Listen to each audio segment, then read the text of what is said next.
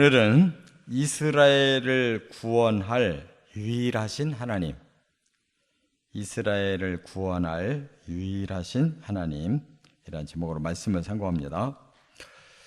하나님은 이 세계 구원을 위해서 이스라엘이라고 하는 선민을 세웠는데, 이들이 하나님 말씀을 잘 듣고 그대로만 순종한다면 얼마나 하나님 기쁘시겠어요. 그러나 택한 이스라엘이 그렇지를 못해요. 그렇다고 해서 그들을 아예 버릴 것이냐? 그렇지 않다는 거예요. 왜냐하면 언약을 맺으셨기 때문에. 그래서 하나님은 이스라엘을 징계하셨다는 겁니다. 그래서 아수르를 통해 징계하시고 바벨론을 통해 징계하시고, 이렇게 하나님이 강대국들을 막대기로 사용을 하셨는데, 그렇다고 언제까지 그렇게 할 거냐? 아니라는 거예요. 이제 때가 되면 오히려 구원자를 또 일으켜 주겠다. 그래서 이 모든 것은 궁극적으로 하나님이 다 하시는 일이다. 세계 열강이 이렇게 움직여 가는 거, 그 중심에는 하나님의 마음은 이스라엘에게 있고, 그 강대국들은 다 도구에 불과하고, 이 모든 걸 주관하시는 분은 하나님이시다. 그 얘기예요. 그러니까 이 성경을 우리가 큰 눈으로 말하자면 지구에서 멀리 떠나서 위에서 내려다보듯이 하나님이 이 땅을 내려다보고 하시는 말씀처럼 우리가 들어야 돼요. 그렇지 않고 이 땅바닥에서 옆을 쳐다봐봐야 아무것도 벽에 가려져서 멀리까지 볼 수가 없는 것처럼 성경은 꽉 막혀 있습니다. 그래서 하나님은 구원에 초점이 맞춰져 있고, 지금 이 시대는 선민의 구원을 예표로 사용하시는 거예요. 지금도 하나님은 이제 하나님을 경외하는 자들을 위해서 이 구원을 이루어 가셔요. 이런 강한 나라들 다 도구일 뿐입니다. 거기에 매여버리면 안 돼요. 그래서 세 가지, 왜 하나님이 이스라엘을 구원할 유일한 분이냐, 세 가지 이유를 여기서 밝혀요. 첫째, 1절부터 7절까지는 열국의 주권자이시기 때문이다.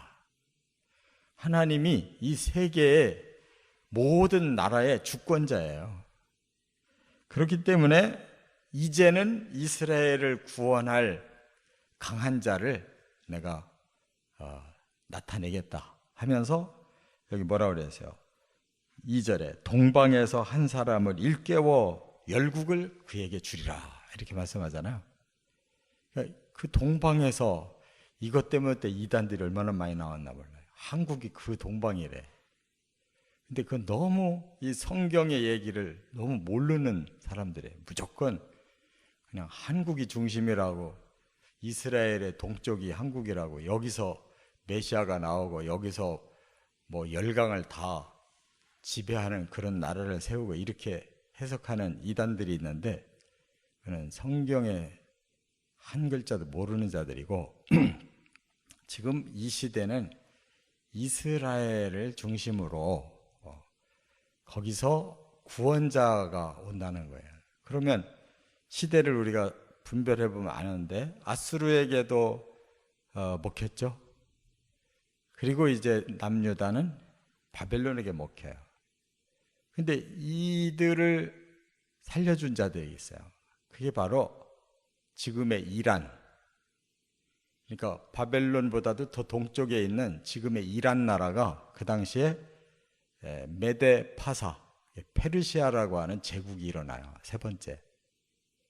그 첫 번 왕이 고레스라는 사람이에요. 고레스. 그래서 그 동방에 그 한 사람 고레스를 하나님이 세워서 그들을 다 쳐부수고 이스라엘을 구원해내겠대요. 그래서 이스라엘이 포로에서 돌아온 겁니다. 시대를 알고 해석도 해야지, 뜬금없이 동방이 한국이고 한국에서 메시아가 나오고 한국에서 온 세계를 다 통치하고 이런 엉뚱한 소리 하는 거는 성경의 성자도 모르는 거예요. 그렇기 때문에 그 시대에 선민 이스라엘을 구원할 자를 하나님 반드시 보내겠다는 거예요. 근데 진짜로 보내신 거예요. 지금 이사야는 그 시대가 아니고 그 전 사람이에요. 근데 이렇게 페르시아가 BC 530년 때 바벨론을 무너뜨리는데 지금 BC 700년 사람이 미리 예언하는 거라니까요. 하나님께서 선민에 대한 그 약속과 그 사랑을 반드시 지키신다는 것을 여기서 보여주는 것이고, 그렇기 때문에 여기 4절에 보면 그랬어요. 하나님이 처음부터 만대를 불러내신다. 하나님은 처음과 나중이 되신다. 하나님밖에는 이렇게 모든 세계를 주관하시고 역사를 주관해 나가실 분이 없다는 거예요.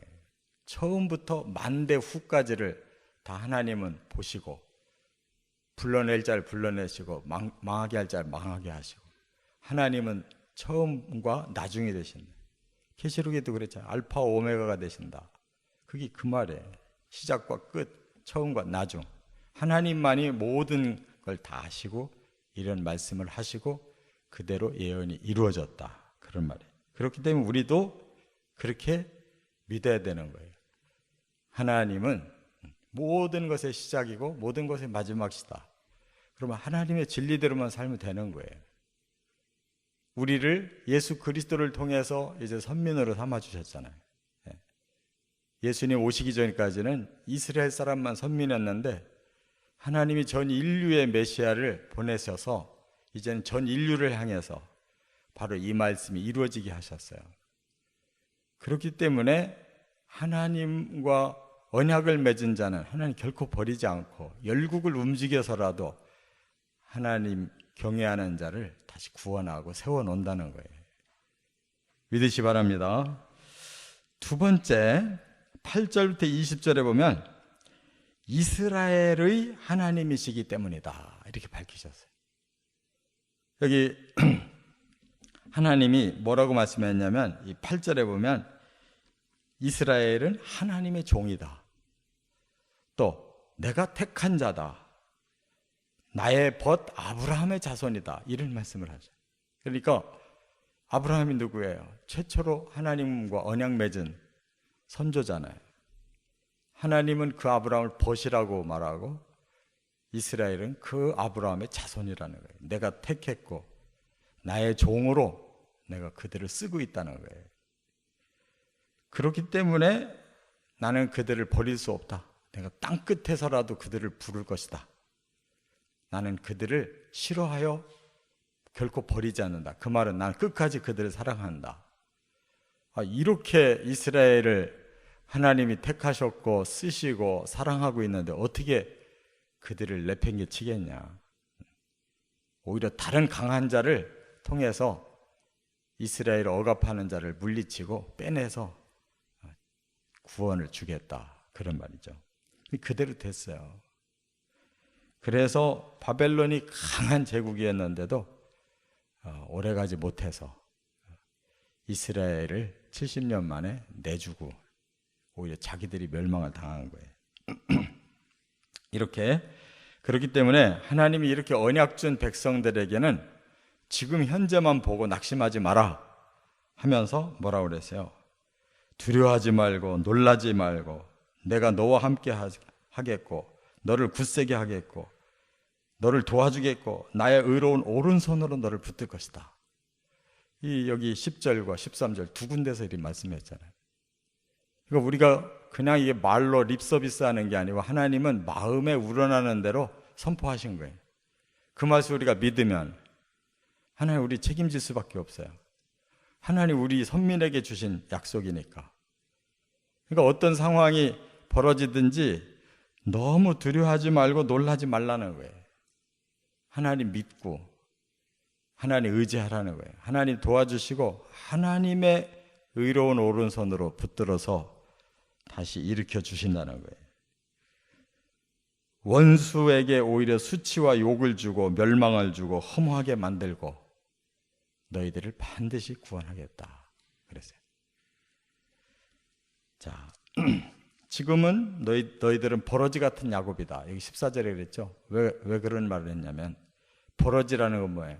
아무 힘이 없어요. 그냥 혼자 꾸불텅꾸불텅 하다가 누가 밟으면 죽어요. 그렇게 형편없어도 나는 너희를 그렇게 놔두지 않는다. 그렇기 때문에 앞으로 구속자, 여기 구속자라는 말을 썼어요. 구원자를 보내서 너희를 날카로운 새 타작기 같이 삼을 것이다. 그게 뭐야? 이스라엘은 이 심판 때까지 하나님 쓰시는 겁니다. 그래서 하나님의 그 선민의 도구로서 끝까지 일을 시키겠다는 거예요. 앞으로 너희를 아주 날카로운 새 타작기로 쓸 거다. 이스라엘은 끝까지 지켜봐야 될 나라예요. 그리고 너희 나라에 강과 샘과 못을 내서 샘 근원을 삼을 것이고, 각종 나무를 심어서 아름다운 에덴 동산같이 만들어서 내가 창조자라는 거를 이스라엘 통해서 입증하시겠대요. 그러니까 이스라엘은 꼭 지켜봐야 되는 나라예요. 하나님이 당신을 증명시키는 방법으로 한번 선택해서 쓰시는 사람들이기 때문에 망했다가도 다시 살아나고, 끝내는 거기가 물근원이 되고 거기가 아름다운 숲을 이루고 하나님이 창조자라는 것을 그들을 통해 입증하시겠대요.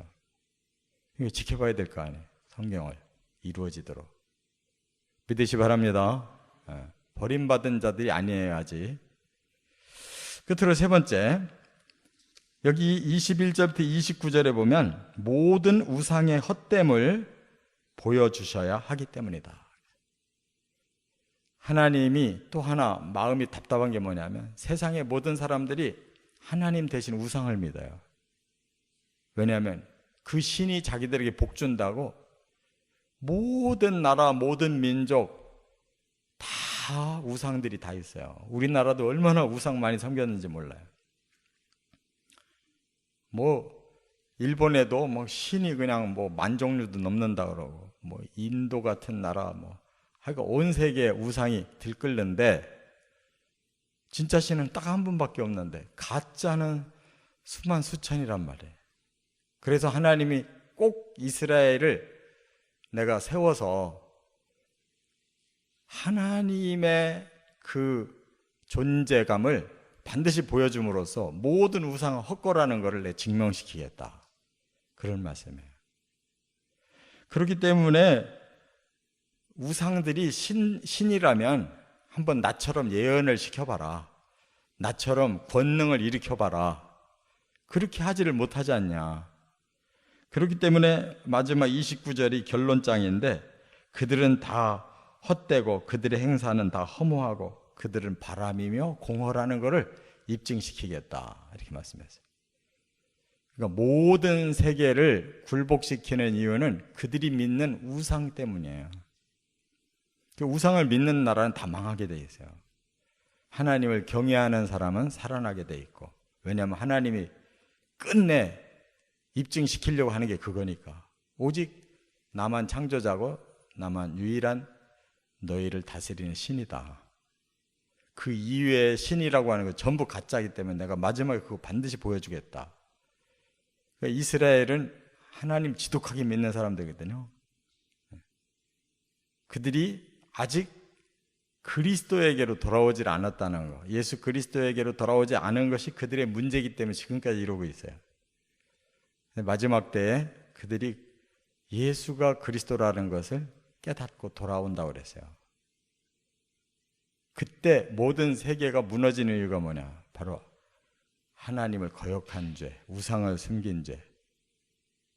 그래서 지옥 갈 사람들의 명단 중에 우상 숭배자들의 명단이 거기 있는 거예요. 그러니까 하나님의 의도, 하나님이 뭐에 마음을 쏟고 뭐가 화가 나시는지를 우리가 알아야 돼요.